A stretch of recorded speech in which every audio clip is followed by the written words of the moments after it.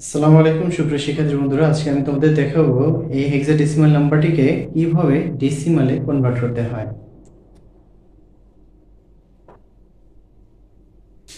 তো দেখতে পাচ্ছি এখানে আছে 9। আর আমরা জানি কি, আমরা ডেসিমালে যদি যাই যে কোনো সংখ্যা থেকে, তাহলে কি করতে হবে, যে সংখ্যাটা আছে ওই সংখ্যাটা লিখতে হবে। এটা আছে কিসে, এটা আছে আমাদের হেক্সাডেসিমালে। তো হেক্সাডেসিমালে যদি থাকে সেক্ষেত্রে আমরা এটা কি করব, হেক্সাডেসিমাল, এটা হেক্সাডেসিমাল যেতে হবে কোথায়, যেতে হবে ডেসিমালে। সেক্ষেত্রে আমরা কি করব, এটার সাথে বেস লিখবো, হেক্সাডেসিমালের বেস 16, তারপরে যোগ এ লিখবো, তারপর এটার সাথে গুণ হচ্ছে এটার বেস 16, তারপর কত লিখবো, তারপরে যোগ, তারপরে এফ, এটার সাথে গুণ হবে বেস 16, তারপরে কি আছে পয়েন্ট। আচ্ছা, পয়েন্টের পরে কত আছে, পয়েন্টের পরে আছে হচ্ছে, পয়েন্টের লেখার দরকার নেই, এখন যোগ দিলেই হবে। 8 গুণন কত হবে এখানে 16। আচ্ছা, এখন আমরা কি করব, এর পরের লাইনে একটু যাই। এখানে কত আছে 9 ইনটু 16 প্লাস, এর পরিবর্তে আমাদের এর ভ্যালু আসে কত 10, তাহলে 10 ইনটু 16 প্লাস এর ভ্যালু কত আসছে 15, সো এর পরিবর্তে 15 ইনটু 16 প্লাস 8 ইনটু 16।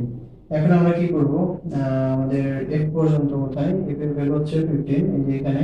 তো এই মানটা এখানে আমরা কত দিয়ে দিব, এটা যেহেতু দশমিকের পূর্বে, এজন্য এখানে হবে 0, তারপরে কত হবে, এখানে হবে 1, এখানে হবে 2।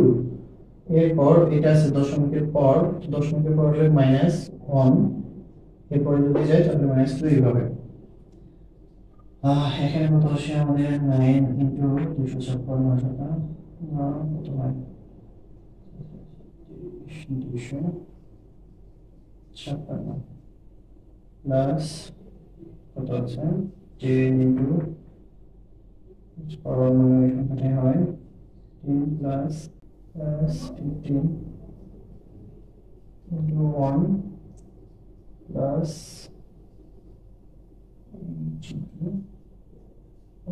16।